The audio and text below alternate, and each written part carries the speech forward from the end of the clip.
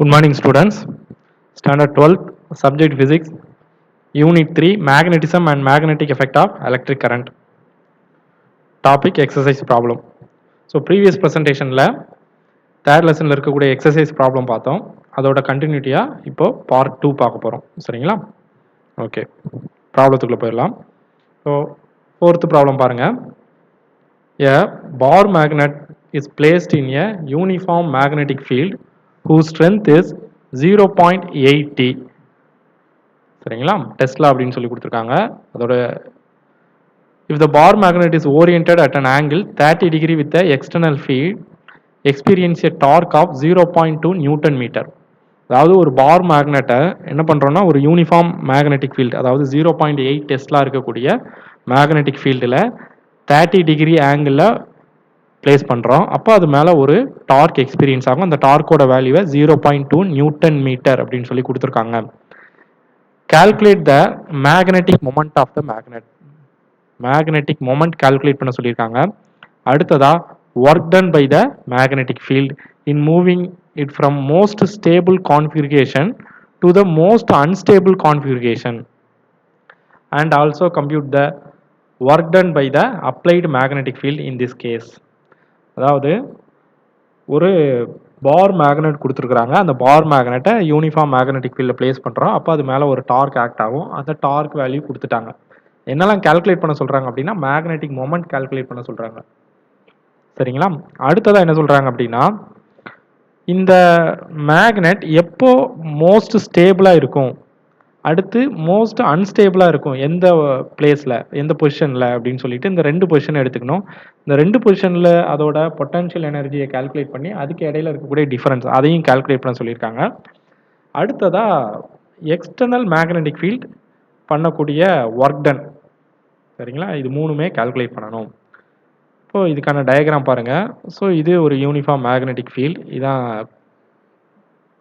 இதோட வேல்யூ பார்த்தீங்கன்னா 0.8 டெஸ்லா. இதில் ஒரு பார் மேக்னெட்டை இந்த மாதிரி பிளேஸ் பண்ணுறாங்க. எவ்வளோ ஆங்கிள் அப்படின்னா 30 டிகிரி. ஸோ அதுவும் கொடுத்துருக்குறாங்க. இப்போ இது மேலே ஒரு டார்க் ஆக்ட் ஆகும். அந்த டார்க்கோட வேல்யூ 0.2 நியூட்டன் மீட்டர்னு கொடுத்துருக்குறாங்க. என்ன கால்குலேட் பண்ண சொல்லியிருக்காங்க? First magnetic moment. சரிங்களா? அப்போது டார்க்குக்கும் மேக்னெட்டிக் மொமெண்ட்டுக்கும் இடையில ஒரு ரிலேஷன் இருக்குது. Torque is equal to MB sine theta அப்படிங்கிறது தான் ஃபார்முலா. இதில் எம் தான் கால்குலேட் பண்ண சொல்லியிருக்காங்க. ஸோ எம் இந்த பக்கம் எடுத்துகிட்டு வந்தீங்கன்னா torque tau divided by B sine theta அப்படின்னு சொல்லி கிடைக்கும். டார்க்குக்கு பதிலாக 0.2 டிவைடட் பை பிக்கு பதிலாக 0.8 இன்ட்டு சைன் டீட்டா. டீட்டாவோட value 30 degree. So sine 30. So அப்படியே சப்ஸ்டிட் பண்ணியாச்சு. இப்போ இதில் 0.2 டிவைடட் பை இங்கே என்ன இருக்கும் அப்படின்னா 0.8. இந்த சைன் 30யோட வேல்யூ 1/2. ஸோ அந்த 2 ஆட்டோமேட்டிக்காக இங்கே வந்துடும். இப்போ 0.4 டிவைடட் பை 0.8 அப்படின்னு சொல்லியிருக்கோம். ஸோ இதை நீங்கள் கேன்சல் பண்ணீங்க அப்படின்னா 0.5 ஆம்பியர் மீட்டர் ஸ்கொயர்னு கிடச்சிருக்கு. இதுதான் மேக்னெட்டிக் மொமெண்ட்டோட வேல்யூ. அடுத்ததாக என்ன கால்குலேட் பண்ண சொல்லியிருக்காங்க அப்படின்னா அதோட most unstable and most stable state. இது ரெண்டுக்கு இடையில இருக்கக்கூடிய எனர்ஜி டிஃபரன்ஸ் கால்குலேட் பண்ணோன்னா அதுதான் ஒர்க் டன்னாக கிடைக்கும். இப்போது இனிஷியலாக அது எப்படி இருக்குது, ஃபைனலாக எப்படி இருக்குது அப்படின்னு பார்க்கலாம். இனிஷியலாக அதோட பொட்டன்ஷியல் எனர்ஜி அதுக்கான ஃபார்முலா -mb காஸ் டீட்டா.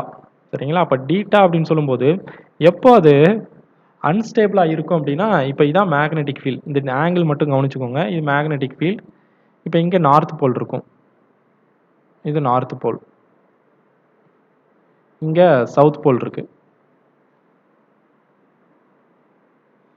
ஓகேவா? இப்போ இந்த நார்த் போல் இந்த சவுத் போல் என்ன பண்ணும், அட்ராக்ட் பண்ணும். இந்த சவுத் போல் இந்த நார்த் போல் என்ன பண்ணும், அட்ராக்ட் பண்ணும். ஸோ மேக்னெட் ஃபீல்டோட டைரக்ஷன்லேயே இப்படியே பேரலாக இருக்கும். சரிங்களா? இது மேக்னெட்டோட நார்த் போல், இது மேக்னெட்டோட சவுத் போல். இது இதை அட்ராக்ட் பண்ணியிருக்கு, இது இதை அட்ராக்ட் பண்ணியிருக்கு. ஸோ இப்போ இது மோஸ்ட் ஸ்டேபிள் ஸ்டேட்டில் இருக்குது. இப்போ இதோட ஆங்கிள் அப்படிங்கிறத நம்ம என்னென்னு எடுத்துக்கணும் அப்படின்னா theta is equal to 0 degree. இது மோஸ்ட் ஸ்டேபிள் ஸ்டேட். அதை தான் இங்கே போட்டிருக்கிறேன். -mb cos 0 டிகிரி. மோஸ்ட் அன்ஸ்டேபிள் ஸ்டேட்னா வேற ஒன்றும் இல்லை, இந்த இடத்துல அப்படியே இதை மாற்றிக்க வேண்டியதான். போல்ஸ் அப்படியே ஆப்போசிட்டாக வச்சுக்க வேண்டியதான். எப்படி அப்படின்னா இந்த இடத்துல நார்த் போல் இருக்குது, இந்த இடத்துல சவுத் போல். அப்போ என்ன பண்ணோம் அப்படின்னா இந்த நார்த் போலை ரிப்பல் பண்ணிக்கிட்டே இருக்கும். இந்த சவுத் போல் என்ன பண்ணும், ரிப்பல் பண்ணும். இப்போ மேக்னெட் என்ன ஆயிருக்கு அப்படின்னா ஒரு ஃபுல் ரொட்டேட் ஆகி இங்கே வந்திருக்கு. இந்த நார்த் போல் இங்கே வந்திருக்கு, இந்த சவுத் போல் இங்கே போயிருக்கு. ஸோ டீட்டா இப்போ என்ன ஆயிருது 180 டிகிரி பேர் இப்படி இருக்கும், ஆன்டி பேரலாக இருக்கும். ஸோ டீட்டாவோட வேல்யூ 180. இதுதான் மோஸ்ட் அன்ஸ்டேபிள் ஸ்டேட். ஸோ இந்த இடத்துல டீட்டாக்கு மேலே 180 போட்டாச்சு. இப்போ மைனஸ் எம்பி காஸ் 180யோட வேல்யூ -1. அடுத்து இங்கே ஒரு மைனஸ் ரெண்டையும் மல்டிப்ளை பண்ணிங்கன்னா ப்ளஸ் எம்பி காஸ் 0வோட வேல்யூ 1. உங்களுக்கு என்ன கிடைக்கும்னா இந்த -1 அந்த பக்கம் போயிடுச்சு, மல்டிப்ளை பண்ணிங்கன்னா ப்ளஸ் எம்பின்னு இருக்கும். ஸோ 2MB அப்படின்னு சொல்லி நமக்கு கிடச்சிருக்கு. இப்போ வேல்யூஸ் எல்லாம் நீங்கள் சப்ஸ்டிட் பண்ணலாம். 2 அப்படியே போட்டுக்கலாம். எம்மோட வேல்யூ மொமெண்ட் இப்போ தான் கால்குலேட் பண்ணோம் 0.5. அடுத்ததாக பியோட வேல்யூ 0.8. ஸோ இது எல்லாத்தையும் மல்டிப்ளை பண்ணிங்கன்னா உங்களுக்கு 0.8 ஜூல் அப்படின்னு சொல்லி கிடைக்கும். சரிங்களா? அப்போது work done applied by the magnetic field அப்படின்னு சொல்லும்போது அது நெகட்டிவ் ஒர்க் டன். அப்போ என்ன ஆகும், இந்த இடத்துல ஒரு மைனஸ் மட்டும் போட்டால் போதும். ஓகேவா? இந்த இடத்துல ஒரு நெகட்டிவ் சைன். இப்போ -0.8 ஜூல் அப்படிங்கிறது தான் work done by the applied magnetic field. சரிங்களா? ஸோ இது 4th கொஸ்டின் ரொம்ப இம்பார்ட்டண்டான ஒரு கொஸ்டின் தான், ரொம்ப ஈஸியாக சால்வ் பண்ணிடலாம். ஓகேவா? அடுத்த கொஸ்டின் பாருங்க. A non-conducting sphere has a mass of 100 gram and radius 20 centimeter. இதாங்க அது ஒரு non-conducting sphere. இதோட mass 100 gram, radius 20 centimeter. A flat compact coil of wire with tan 5 is wrapped tightly around it, with each turns concentric with the sphere. அதாவது இந்த ஸ்பியரை சுற்றி என்ன பண்ணியிருக்காங்க, 5 turns ஒரு காம்பேக்ட் காயிலால் அதை என்ன பண்ணியிருக்காங்க, வைண்ட் அப் பண்ணி வச்சிருக்கிறாங்க.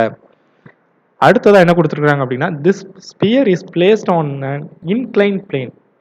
இப்போ இன்க்ளைன் பிளேன்னா உங்களுக்கு தெரியும், இதான் இன்க்ளைன் பிளேன். ஒரு டீட்டாங்கிற ஒரு எலிவேஷனில் அந்த பிளேன் இருக்கு. சரிங்களா? இந்த இன்க்ளைன் பிளேனில் இந்த ஸ்பியர் பிளேஸ் பண்ணியிருக்காங்க. such that the coil plane of the coil is parallel to be inclined plane. இந்த காயிலும் இந்த பிளேனும் பேரலா இருக்குன்னு சொல்லி கொடுத்துருக்காங்க. A uniform magnetic field 0.5 Tesla exists in the region in vertically upward direction. இந்த டைரக்ஷன்ல ஒரு மேக்னெட்டிக் ஃபீல்டு ஆக்ட் ஆகுது அப்படின்னு சொல்லி கொடுத்துருக்காங்க. Compute the current required to rest the sphere in equilibrium. ஒன்றும் இல்லை, இப்போது இந்த ஸ்பியர் என்ன ஆகும் அப்படின்னா இன்க்ளைன் பிளேனில் வச்சதுனால இது அப்படியே என்ன ஆகுது, ரோல் ஆகி கீழே வரும். சரிங்களா? இதில் நம்ம என்ன பண்ணியிருக்கிறோம் அப்படின்னா ஒரு காயிலை வைண்ட் அப் பண்ணி வச்சுருக்காங்க. இப்போ இந்த காயிலில் நம்ம கரண்ட்டை பாஸ் பண்ணுறோன்னு வச்சுக்கோங்க. இந்த காயில் 5 டர்ன்ஸ் ஆஃப் காயிலில் கரண்ட் பாஸ் ஆகுது. அப்படி பாஸ் ஆகும்போது அந்த காயில் எங்கே இருக்குது அப்படின்னா ஒரு மேக்னெட்டிக் ஃபீல்டுக்குள்ளே இருக்குது. அப்போ இந்த காயிலில் ஒரு டார்க் ஆக்ட் ஆகும். இந்த டார்க் கிராவிடேஷனல் ஃபோர்ஸுக்கு ஆப்போசிட் டைரக்ஷனில் ஆக்ட் பண்ணி இந்த ஸ்பியரை எந்த பக்கமே மூவ் ஆகாமல் இந்த டைரக்ஷனில் அதோட கிராவிட்டியோட ஒரு காம்பனண்ட் இந்த டைரக்ஷனில் ஆக்ட் ஆகும். இதுக்கு ஆப்போசிட் டைரக்ஷனில் நம்ம மேக்னெட்டிக் ஃபீல்டு ப்ரொடியூஸ் பண்ணக்கூடிய டார்க் ஆக்ட் ஆகும். இந்த ரெண்டும் ஈக்குவலாக இருந்துச்சு அப்படின்னா இந்த ஸ்பியர் எங்கேயுமே மூவ் ஆகாமல் அப்படியே இருக்கும். அப்படி ஸ்பியர் ஈக்லிபிரியத்தில் இருக்கிறதுக்கு நம்ம இந்த காயில் வழியாக சென்ட் பண்ணக்கூடிய கரண்ட்டோட வேல்யூ என்ன, அதான் கால்குலேட் பண்ண சொல்லியிருக்கிறாங்க. ஸோ டயக்ராம் பாருங்கள், அதே டயக்ராம் தான். இப்போ இந்த ஸ்பியரோட வெயிட் mgங்கிறது டவுன்வர்ட் டைரக்ஷனில் ஆக்ட் ஆகுது. இதோட வெர்டிக்கல் காம்பனண்ட் mg sin θ தான் இந்த டைரக்ஷன் இன்க்ளைன் பிளேனோட சர்ஃபேஸ் வழியாக ஆக்ட் ஆகுது. இதுதான் இந்த ஸ்பியர் என்ன பண்ணுது, டவுன்வர்டை பார்த்து மூவ் பண்ண வைக்கிறதுக்கான ஃபோர்ஸ். சரிங்களா? இப்போ அவங்க கொடுத்துருக்க டேட்டாவெலாம் எழுதிக்கலாம். மாஸ் பார்த்தீங்கன்னா 100 கிராம், அதை எப்படி எழுதிக்கலாம், 0.1 kgன்னு எழுதிக்கலாமா. 100 × 10⁻³ kgன்னு எழுதுவோம். இப்போ 3 டிஜிட் பாயிண்ட் மூவ் பண்ணிங்கன்னா 0.1 kgன்னு கிடச்சிரும். அடுத்து ரேடியஸ் ஆஃப் த ஸ்பியர் பாருங்கள் 20 சென்டிமீட்டர், 20 × 10⁻². இதையும் என்ன பண்ணிக்கலாம், 0.2ன்னு கூட எழுதிக்கலாம். அடுத்து நம்பர் ஆஃப் டர்ன்ஸ் பாருங்கள், n டர்ன்ஸ் இருக்குது. அதில் மேக்னெட்டிக் ஃபீல்டோட வேல்யூ 0.5 டெஸ்லா, கரண்ட்டோட வேல்யூ இந்த I தான் கால்குலேட் பண்ண சொல்லியிருக்காங்க. இப்போது இந்த பால் எப்படி இருக்குது அப்படின்னா டிரான்ஸ்லேஷனல் ஈக்லிபிரியத்தில் இருக்கணும். அதாவது ரெண்டு பக்கமே மூவ் ஆகாமல் அப்படியே ஸ்டேபிளாக இருக்கணும். அப்படி இருக்கிறதுக்கு ஒரு கண்டிஷன் இருக்குது. என்னென்னா டார்க் டியூ டு கிராவிட்டி, அதாவது இந்த டைரக்ஷனில் ஆக்ட் பண்ணக்கூடிய டார்க்கும் torque due to magnetic field இதுக்கு ஆப்போசிட் டைரக்ஷனில் ஆக்ட் பண்ணக்கூடிய டார்க்கும் எப்படி இருக்கணும் அப்படின்னா ஈக்குவலாக இருக்கணும். சரிங்களா? அப்போ அதுக்கான ஈக்குவேஷன் நான் எழுதுகிறேன்.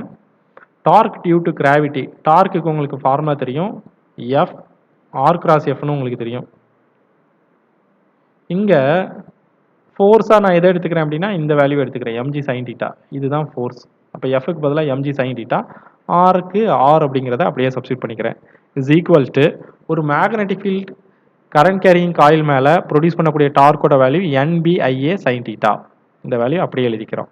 இப்போ இங்கேயும் சைன் டீட்டா இருக்குது, ஸோ இங்கேயும் சைன் டீட்டா இருக்குது. ரெண்டும் கேன்சல் பண்ணிடலாம். வேல்யூஸ்லாம் சப்ஸ்டியூட் பண்ணிக்கிறோம். ஃபஸ்ட்டு 0 எம்முக்கு பதிலாக என்ன போட்டுக்கலாம், 0.1ன்னு போட்டுக்கலாம். ஜிக்கு பதிலாக 10ங்கிறத சப்ஸ்டியூட் பண்ணிக்கலாம். அடுத்து ஆருக்கு பதிலாக 0.2 சைன் டீட்டா அப்படியே போட்டாச்சு. அடுத்து என்னுக்கு பதிலாக 5, பிக்கு பதிலாக 0.5, ஐக்கு பதிலாக தெரியாது நமக்கு, ஸோ ஐங்கிறத அப்படியே வச்சுக்கிறோம். ஏக்கு பதிலாக பை ஆர் ஸ்கொயர், பை அப்படியே போட்டோம். ஆர் ஸ்கொயருக்கு பதிலாக 0.2 square into sine theta. Sine டீட்டாவையும் கேன்சல் பண்ணிடலாம். இப்போ நம்ம ரிமைனிங் இருக்கக்கூடிய வேல்யூஸ்லாம் மல்டிப்ளை பண்ணிங்கன்னா இங்கே ஒரு 0.1 இருக்குது, இங்கே 0.2 இருக்குது. ரெண்டையும் மல்டிப்ளை பண்ணிங்கன்னா 0.2 கிடைக்கும். சரி, 0.02 இருக்கும். இங்கே ஒரு 10 இருக்குங்கிறதுனால அதை மல்டிப்ளை பண்ணிங்கன்னா அகைன் 0.2 கிடச்சிரும். ஓகேவா? அடுத்து இங்கே 5 இருக்குது. வேறு என்ன இருக்குது? இங்கே ஒரு 0.5 இருக்குது. சரிங்களா? அடுத்து இங்கே 0.2 ஸ்கொயர். இதை சிம்பிளிஃபை பண்ணிங்கன்னா உங்களுக்கு 0.1 ஐ பை அப்படின்னு சொல்லி கிடச்சிருக்கு. இதில் எனக்கு பையோட வேல்யூ தான் வேணும், ஸோ இந்த வேல்யூ அப்படியே வச்சுக்கிறேன். I into pi is equal to 0.2 divided by 0.1 is equal to 2ன்னு கிடச்சிருக்கு. இதிலிருந்து ஐயோட வேல்யூ வேணும்னா 2 டிவைடட் பை பை, கரண்ட்டோட யூனிட் ஆம்பியர் அப்படிங்கிறத யூஸ் பண்ணிக்கிறேன். அப்போ இந்த அளவுக்கு 2 டிவைடட் பை பை அப்படிங்கிற அளவுக்கு கரண்ட்டை நம்ம அந்த காயிலில் சென்ட் பண்ணோம் அப்படின்னா அந்த காயில் என்ன ஆகும் அப்படின்னா டிரான்ஸ்லேஷனல் ஈக்குலிபிரியம், அதாவது இன்க்ளைன் பிளேனில் எந்த பக்கமே மூவ் ஆகாமல் ஸ்டேபிளாக ஒரே இடத்துல இருக்கும் அப்படிங்கிறது தான் இதில் கொடுத்துருக்குறாங்க. சரிங்களா? ஸோ ரொம்ப கான்செப்டை வச்சு கொடுத்துருக்கக்கூடிய ப்ராப்ளம். நீங்கள் எந்த தான் தியரி படிச்சிருந்தா கூட இந்த மாதிரி 2-3 ப்ராப்ளம்ஸ் நீங்கள் சால்வ் பண்ணீங்க அப்படின்னா உங்களுக்கு அந்த கான்செப்டை ஈஸியாக உங்களுக்கு அண்டர்ஸ்டாண்ட் ஆகிக்கும். சரிங்களா? ஓகே, இப்போ அடுத்த கொஸ்டின் பாருங்கள். Calculate the magnetic field at the center of square loop which carries a current of 1.5 ampere, length of each side being 50 cm. இப்போ என்ன கால்குலேட் பண்ண சொல்கிறாங்கன்னா magnetic field at the centre of square loop. இது ஒரு square loop. இதில் ஐங்கிற current pass ஆகுது. அந்த கரண்ட்டோட value 1.5 ஆம்பியர்னு கொடுத்துட்டாங்க. இந்த கரண்ட் லூப்போட ஒரு சைடோட லென்த்தை 50 சென்டிமீட்டர்னு கொடுத்துட்டாங்க. இது ஒரு ஸ்கொயர், அதுவும் இதிலே கொடுத்துட்டாங்க. இப்போ இதில் கரண்ட் பாஸ் ஆகிறதுனால இதோட சென்டர் பாயிண்ட் இந்த பாயிண்ட், இதில் ப்ரொடியூஸ் ஆகக்கூடிய மேக்னெட்டிக் ஃபீல்டோட வேல்யூ அதை கால்குலேட் பண்ண சொல்லியிருக்காங்க. கொடுத்துருக்க டேட்டாவை அப்படி எழுதிக்கிறேன். ஐ இஸ் ஈக்குவல் டு 1.5 ஆம்பியர். அடுத்து சைடை ஏன்னு எடுத்துக்கிறேன். ஏ இஸ் ஈக்குவல் டு 50 சென்டிமீட்டர்னு, சாரி ஆமாம், சைடு வந்து 50 சென்டிமீட்டர். இப்போ ஏ அப்படிங்கிறது நான் என்னன்னு சொல்கிறேன் அதுக்கடுத்து. இப்போ ஃபார்முலா, இதுக்கு எந்த ஃபார்முலாவை நம்ம யூஸ் பண்ணுறது அப்படின்னா ரொம்ப சிம்பிள். இப்போ ஸ்கொயர் அப்படின்னா அதை நான் 4 பார்ட்டாக பிரிச்சுக்கிறேன். அதாவது கரண்ட் கேரியிங் கண்டக்டர், இது ஒரு கண்டக்டர், இது ஒரு கண்டக்டர், இது ஒரு கண்டக்டர் அண்ட் இது ஒரு கண்டக்டர். 4 கண்டக்டரை இதை டிவைட் பண்ணிக்கிறேன். அப்போ ஒரு கண்டக்டரில் கரண்ட் பாஸ் ஆகும்போது இந்த பாயிண்டில் எந்த அளவுக்கு மேக்னெட்டிக் ஃபீல்ட் ப்ரொடியூஸ் பண்ணுமோ அந்த வேல்யூவை 4ஆல் மல்டிப்ளை பண்ணோம்னா நமக்கு டோட்டல் மேக்னெட்டிக் ஃபீல்ட் கிடச்சிரும். அப்போது ஒரு ஸ்ட்ரெயிட் கண்டக்டராக எடுத்துக்கிறேன். இந்த கண்டக்டரில் ஐங்கிற கரண்ட் பாஸ் ஆகுது. இப்போ இந்த ஐங்கிற கரண்ட் பாஸ் ஆகுறதுனால இந்த கண்டக்டரில் இருந்து சம் டிஸ்டன்ஸில் உள்ள ஒரு பாயிண்டில் மேக்னெட்டிக் ஃபீல்டோட வேல்யூ, அதுக்கு ஃபார்முலா நமக்கு ஏற்கனவே தெரியும். μ0I divided by 4πA into cos π1 minus cos π2. சரிங்களா? இது டைரக்டான ஃபார்முலா தான். இப்போ இதில் இந்த ஏ அப்படிங்கிறது என்ன அப்படின்னா இந்த கண்டக்டரில் இருந்து எந்த பாயிண்டில் மேக்னெட்டிக் ஃபீல்ட் கால்குலேட் பண்ணமோ அந்த பாயிண்ட் வரைக்கும் இருக்கக்கூடிய டிஸ்டன்ஸ். அப்போ இதுதான் அந்த ஏங்கிறது. இப்போ இந்த ஏ அப்படிங்கிறது வேறு ஒன்றும் இல்லை, மொத்தமாக இதிலேருந்து இது வரைக்கும் இது வந்து ஸ்கொயர். அப்போ எல்லா சைடோட இதுவும் 50 சென்டிமீட்டர் இருக்கும். சென்டர் பாயிண்ட் அப்படின்னு சொல்லும்போது இந்த கண்டக்டர்லேருந்து இந்த பாயிண்ட்டுக்கு எவ்வளோ டிஸ்டன்ஸ் இருக்கும் அப்படின்னா 25 சென்டிமீட்டர் இருக்கும். ஸோ அதை நான் என்னென்னு எடுத்துக்கிறேன், 0.25 மீட்டர்னு எடுத்துக்கிறேன். அதுதான் ஏக்கு பதிலாக சப்ஸ்டிட் பண்ணணும். ஓகேவா? அடுத்து காஸ் π1 அப்படின்னா வேறு ஒன்றும் இல்லை, இதான் இதான் கண்டக்டர்னு எடுத்துக்கிறோமா? இதுதான் கண்டக்டர். இப்போ இந்த கண்டக்டாருக்கும் இந்த பாயிண்ட்டுக்கும் வரையக்கூடிய லைன் ஜாயினிங் இதுக்கு இடையில உள்ளது தான் π1. ஸோ இது வந்து ஒரு ஸ்கொயர் அப்படிங்கிறதுனால இந்த ரெண்டு லைனுக்கு இடையில உள்ள ஆங்கிள் வந்து 90 டிகிரியாக இருக்கும். இதை எக்ஸாக்டாக இது வந்து டிவைட் பண்ணுறதுனால ஒரு ஆங்கிளை நான் என்னென்னு எடுத்துக்கிறேன், cos π1 45 டிகிரின்னு எழுதிக்கிறேன். அடுத்து cos π2ங்கிறது இந்த லைனுக்கும் கண்டக்டருக்கும் இடையில இருக்கக்கூடிய இந்த ஆங்கிள். இப்போ இந்த ஆங்கிள் வேணும் அப்படின்னா டோட்டலாக மொத்த ஆங்கிள் எவ்வளவு 180 டிகிரி. அதிலிருந்து இந்த 45 டிகிரியை மட்டும் மைனஸ் பண்ணோன்னா எனக்கு அந்த வேல்யூ கிடைச்சிடும். ஸோ 180 மைனஸ் 45ன்னு எழுதிக்கிறேன். அடுத்து மியூ நாட்டுக்கு பதிலாக 4π இன்ட்டு 10⁻⁻7 ஐக்கு பதிலாக 1.5 டிவைடட் பை 4π இன்ட்டு ஏக்கு பதிலாக 0.25. இந்த வேல்யூ அப்படியே எழுதிக்கோங்க. 4π into 10⁻⁻5 into 1.5 divided by 4π into 0.25 இருக்கா. cos 45 அப்படியே எழுதிக்கோங்க. இது எப்படி எழுதிக்கலாம்னா cos 180 மைனஸ் தீட்டாவை மைனஸ் காஸ் தீட்டான்னு எழுதிக்கலாம். ஸோ நான் என்ன பண்ணுறேன், மைனஸ் காஸ் 45ன்னு எழுதுறேன். இங்கே ஒரு மைனஸ் இருக்கிறதுனால ப்ளஸ் காஸ் 45ன்னு கிடைச்சிருது. இப்போ இது ரெண்டையும் ஆட் பண்ணிங்கன்னா காஸ் 90 அப்படின்னு சொல்லி கிடைக்கும். சரிங்களா? இப்போ இந்த வேல்யூஸ் எல்லாம் சப்ஸ்டிட் பண்ணுங்கள். 4π இங்கே 8π இருக்குது. இதை சிம்பிளிஃபிகேஷன் பண்ணிங்கன்னா 8.49 இன்ட்டு 10⁻⁻7 இருக்குது. இந்த 45க்குள்ள வேல்யூஸை போட்டு நீங்கள் ஆட் பண்ணாலும் பண்ணிக்கலாம். இப்போ இது வந்து இந்த ஒரு கண்டக்டரில் கரண்ட் பாஸ் ஆகிறதுனால ப்ரொடியூஸ் ஆகக்கூடிய மேக்னெட்டிக் ஃபீல்ட். இதே மாதிரி எத்தனை சைட்ஸ் இருக்குது அப்படின்னா 4 சைட்ஸ் இருக்குது. இப்போ ஒரு வேல்யூவை நான் என்ன பண்ணுறேன், 4ஆல் மல்டிப்ளை பண்ணுறேன். அப்போ இந்த வேல்யூ 4ஆல் மல்டிப்ளை பண்ணும்போது எனக்கு என்ன கிடைக்குது, 4 into 8.49 into 10⁻⁻7. So magnetic field due to a current carrying square loop is equal to 3.4 into 10⁻⁻6 tesla. இதுதான் ஆன்சர். ஸோ இதான் ரொம்ப ஈஸியான மெத்தட். இந்த மெத்தட்லேயே நீங்கள் கால்குலேட் பண்ணிக்கலாம். ஓகேவா? ஓகே. ஸோ இதோட தேர்ட் லெசனில் இருக்கக்கூடிய எக்ஸசைஸ் ப்ராப்ளம் எல்லாம் நம்ம கம்ப்ளீட் பண்ணியாச்சு. சரிங்களா? அடுத்ததாக இது 5th ப்ராப்ளம், இது 6th ப்ராப்ளம். இதோட தேர்ட் லெசனில் இருக்கக்கூடிய ப்ராப்ளம்ஸ் எக்ஸசைஸ் ப்ராப்ளம் ஃபுல்லாக கம்ப்ளீட் பண்ணிட்டோம். இதில் உங்களுக்கு ஏதாவது டவுட் இருந்துச்சு அப்படின்னா இந்த நம்பருக்கு நீங்கள் காண்டாக்ட் பண்ணி கேட்டுக்கலாம். ஓகேவா? Thank you students.